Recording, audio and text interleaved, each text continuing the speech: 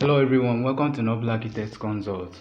In this video, I'm going to show you the tips and tricks for using Sketchup Livesync in Lumion. First of all, I will show you how to install the Sketchup Livesync on Lumion. Click on Extension, then Extension Warehouse. When you open your extension warehouse, type Lumion Livesync. Here we have it.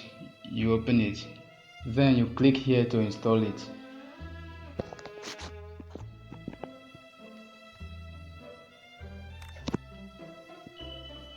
After the installation, we have it right here. This is the Lumion Livesync. For you to connect it to your Lumion, click on Start Livesync. Open it. We have it here. Here we have the model.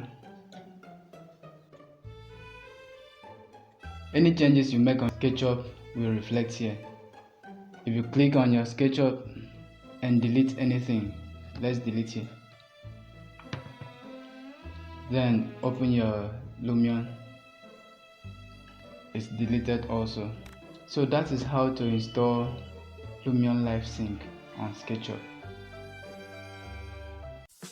Thank you so much for watching this video. Please subscribe to our channel and hit the notification button to get notified each time we post an interesting video like this.